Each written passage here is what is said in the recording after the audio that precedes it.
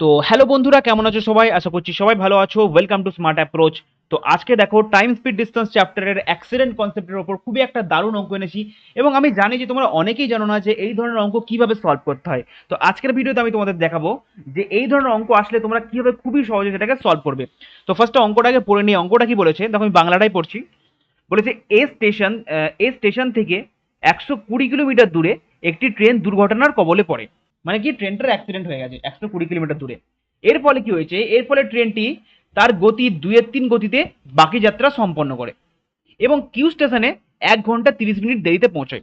তাহলে কি, অ্যাক্সিডেন্টের ফলে সে তার গতিকে কমিয়ে দেয়, এর ফলে 1 ঘন্টা 30 মিনিট দেরিতে সে কিউ স্টেশনে পৌঁছায়। আচ্ছা, তাহলে আমরা ছবিটা ছোট্ট করে এঁকে নিই। ওকে, আচ্ছা ধরো এটা এ স্টেশন আর এটা ধরো আমার কিউ স্টেশন। ঠিক আছে, এখান থেকে ট্রেনটা যাত্রা শুরু করলো। ধরো 120 কিলোমিটার গেল, এই গেল 120 কিলোমিটার, এইটা ধরো 120 কিলোমিটার। ঠিক আছে, 120 কিমি।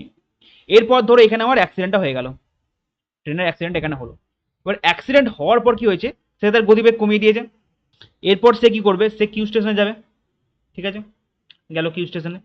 এবার এই এই যে ব্লু লাইনটা তোমরা দেখছো, এই ব্লু লাইনটা সে কত স্পিডে গেছে, সে দেখো 2/3 স্পিডে গেছে, দেখো 2/3 গতিতে গেছে। তাহলে উপরে লিখে দেবো 2/3। এর ফলে তার কত লেট হয়েছে দেখো, এখানে বলেছে এর ফলে তার 1 ঘন্টা 30 মিনিট লেট হয়েছে। 1 ঘন্টা 30 মিনিট মানে কত, 90 মিনিট। ঠিক আছে, এর ফলে তার 90 মিনিট লেট হয়েছে। ঠিক আছে, হয়ে গেল। এটা হচ্ছে প্রথম ছবিটা। এরপর দ্বিতীয় সেন্টেন্স আমার কি বলেছে দেখো, দ্বিতীয় সেন্টেন্সে বলেছে যদি দুর্ঘটনাটি 60 কিলোমিটার আরো দূরে ঘটতো, যদি 120 কিলোমিটার না ঘটে 120 কিলোমিটার থেকে আরো 60 কিলোমিটার দূরে ঘটতো, তাহলে কি হতো, 90 মিনিটের জায়গায় আমার মাত্র 60 মিনিট লেট হতো। বুঝতে পেরেছো? মানে কি, আগে তো 120 কিলোমিটার অ্যাক্সিডেন্টটা হয়েছিল, কিন্তু এবার সেকেন্ড সেন্টেন্সে বলেছে যদি 120 কিলোমিটারের অ্যাক্সিডেন্টটা না হয়ে আরো যদি 60 কিলোমিটার পর অ্যাক্সিডেন্ট হতো, তাহলে আমার 90 মিনিটের জায়গায় 60 মিনিট লেট হতো। ঠিক আছে, তো এবার দেখো আমি আবার একটা ছবি এঁকে নিই। এখানে এখানটা ধরো এ স্টেশন, এটা কিউ স্টেশন।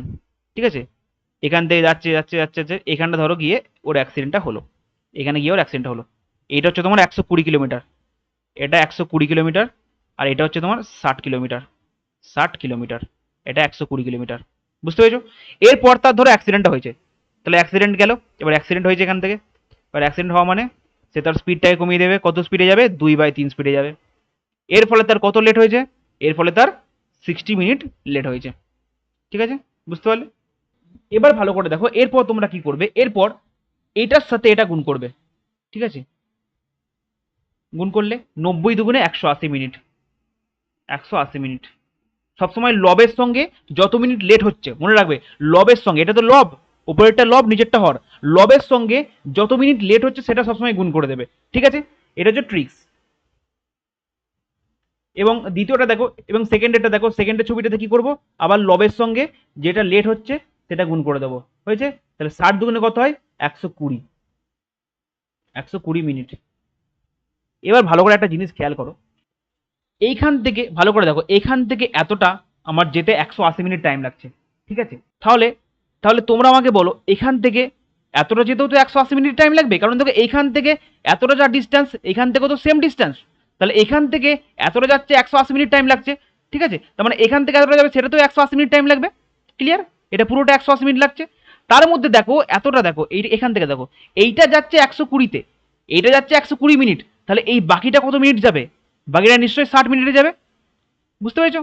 আমি আবার একবার বলছি, দেখো এইটা পুরোটা 180 মিনিটে যাচ্ছে, পুরোটা 180 মিনিটে যাচ্ছে, তার মধ্যে এখান থেকে এতটা স্পিড আমার 120 মিনিটে যাচ্ছে, তাহলে বাকি কতটা, বাকি 60 মিনিট পুরো আছে, তার মানে নিশ্চয়ই এই 60 কিলোমিটারটাও এই 60 মিনিটে যাবে। তাহলে ওর স্পিড এখান থেকে আমি আরামসে পেয়ে যাবো। ওর স্পিড তাহলে কত হবে, 60 কিলোমিটার যাচ্ছে কত মিনিটে, 60 মিনিটে। 60 মিনিট মানে তো 1 ঘন্টা, তার নিচে লিখলাম 1 ঘন্টা, 60 মিনিট মানে 1 ঘন্টা। তাহলে এর স্পিড কত হলো, 60 কিলোমিটার/আওয়ার। দেখো কতটা সহজ, দেখো। ঠিক তোমরা এই প্রসেসই করবে, এই প্রসেসে করলে কিন্তু অনেকটা সহজ হয়ে যায়। তোমাদের তোমাদের আরো একটা অঙ্ক আমি উদাহরণ দিয়ে দেখাচ্ছি, যাতে তোমাদের কনসেপ্টটা আরো ক্লিয়ার হয়। ঠিক আছে, দেখো ভালো করে। এবার এই অঙ্কটা দেখো, এই অঙ্কটা কি বলেছে, বলেছে যে একটি ট্রেন সকাল 8টায় দিল্লি থেকে ছেড়ে যায়, 6 ঘন্টা পর ট্রেনে একটি বিকলতা দেখা যায়। বিকলতা মানে কোনো ধরো ইঞ্জিনে ধরো কোনো রকম প্রবলেম দেখা দিয়েছে ইঞ্জিনে, যার ফলে কি হয়েছে, এটি স্বাভাবিক গতির 2/3 গতিতে যাত্রা শুরু করে এবং এর ফলে 40 মিনিট লেট হয়। সেম অঙ্ক, তাহলে আমরা ছবি এঁকে নেবো এখানে। তো ধরো এটা দিল্লি থেকে যাচ্ছে, এটা ধরো দিল্লি, ঠিক আছে, এটা ধরো দিল্লি, আর এটা ধরো আমার আগ্রা। দিল্লি থেকে আগ্রা যাচ্ছে। এখান থেকে ধরো গাড়িটা যাত্রা শুরু করলো। এবার যাত্রা শুরু করার পর কতক্ষণ পর অ্যাক্সিডেন্ট হয়েছে, সরি কতক্ষণ পর ইঞ্জিন খারাপ হয়েছে, 6 ঘন্টা পর দেখো ইঞ্জিন খারাপ হয়ে গেছে। তো এইটা ধরো এতদূর গেল, এতদূর ধরো এটা ধরো যেতে 6 ঘন্টা টাইম লেগেছে আমার, ঠিক আছে, 6 ঘন্টা টাইম লেগেছে এটা যেতে আমার। এবার 6 ঘন্টা পর ইঞ্জিন ধরো এখানে আমার খারাপ হয়ে গেছে। এবারে দেখো ইঞ্জিন খারাপ হওয়ার পর সে কি করেছে, সে বাকি যে দূরত্বটা আছে, বাকি যে ডিস্টেন্সটা আছে, সেটা 2/3 গতিবেগে যাত্রা করেছে, 2/3 গতিবেগে যাত্রা করেছে। এর ফলে তার কত মিনিট লেট হয়েছে দেখো এখানে পরিষ্কারভাবে লেখা আছে, এর ফলে তার 40 মিনিট লেট হয়েছে। তাহলে এখানে আমরা লিখে দেবো 40 মিনিট, 40 মিনিট। এবার আমরা দেখি দ্বিতীয় সেন্টেন্সটা কি বলেছে। দেখো দ্বিতীয় সেন্টেন্সে বলেছে যদি বিকলতা 200 কিলোমিটার বেশি হয়, মানে যদি আরো 200 কিলোমিটার পর আমার ইঞ্জিনটা খারাপ হতো, তাহলে মাত্র 30 মিনিট লেট হয়। আগে কত লেট হতো, আগে 40 মিনিট লেট হতো, কিন্তু যদি ইঞ্জিনটা যদি আরো 200 কিলোমিটার পর খারাপ হতো, তাহলে তার 30 মিনিট লেট হতো। ঠিক আছে, তাহলে এখানে ছবিটা আমরা এখানেই ছোট করে, তাহলে সেম আঁকবো আমরা, এখানে লিখবো, এখানে আঁকবো দিল্লি, আর এখানে লিখবো আগ্রা। ঠিক আছে, লিখলে তাহলে কত হয়েছে, ধরো এটা ধরো 6 ঘন্টা লেগেছে। এবার 6 ঘন্টার পর তার আরো 200 কিলোমিটার, আরো 200 কিলোমিটার পর গিয়ে তার ইঞ্জিনটা খারাপ হয়েছে। এইটা ধরো 200 কিলোমিটার, এটা 200 কিলোমিটার। ঠিক আছে, আর এইটা কত, এটা হচ্ছে তোমার 6 ঘন্টা, এটা 6 ঘন্টা হয়ে গেল। আচ্ছা এবার কি বলেছে, এরপর এখানে ধরো ইঞ্জিনটা খারাপ হয়ে গেল। এবার ইঞ্জিনটা খারাপ হওয়ার পর সে কি করেছে, সে 2/3 বেগে গেছে, 2/3 গতি বেগে গেছে। তাহলে দেখো এখান থেকে ধরো এই আগ্রা পৌঁছে গেলাম, তাহলে এইটা সে কতটা গেছে, 2/3 বেগে গেছে। এর ফলে তার কত মিনিট লেট হয়েছে, এর ফলে তার 30 মিনিট লেট হয়েছে। ঠিক আছে, তাহলে কত লেট হয়েছে, 30 মিনিট লেট হয়েছে, হয়ে গেল। ব্যাস ছবি কমপ্লিট, মানে আমার অঙ্কটা প্রায় 90% শেষ হয়ে গেছে। এবার আমরা কি করবো, তোমাদের কি শিখেছি, এইটার সঙ্গে এটা গুণ করে দেবে, করে দিলে 40 দুগুণে কত হয়, 80 মিনিট, 40 দুগুণে কত হয়, 80 মিনিট। ঠিক আছে, আচ্ছা আবার এইটার সাথে এইটা গুণ করে দেবে, 30 দুগুণে কত হয়, 60 মিনিট, 30 দুগুণে কত হয়, 60 মিনিট। এবার ভালো করে দেখো, এই পুরোটা কত, পুরোটা 80 মিনিট। ঠিক আছে, পুরোটা 80 মিনিট, তার মানে এই পুরোটা 80 মিনিট, এটা পুরোটা 80 মিনিট, তার মানে এইটা 60 মিনিট। তাহলে বাকিটা কত, এটা নিশ্চয়ই 20 মিনিট, এটা নিশ্চয়ই 20 মিনিট।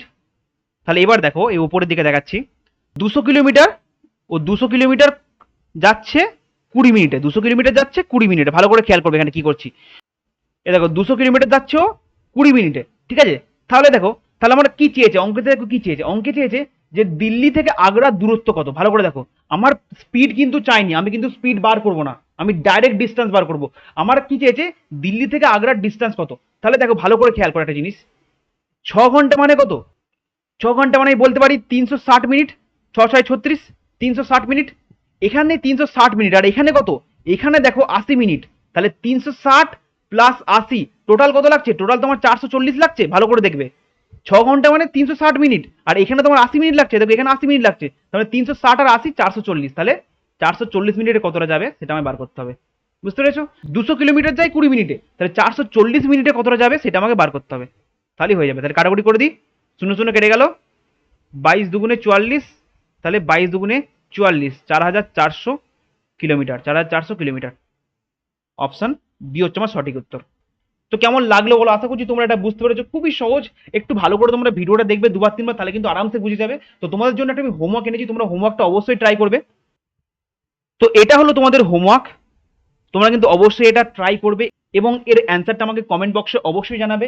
তো ভিডিওটা ভালো লাগলে অবশ্যই ভিডিওটা লাইক করে দেবে, এবং চ্যানেলে নতুন হলে চ্যানেলটা সাবস্ক্রাইব করতে হবে।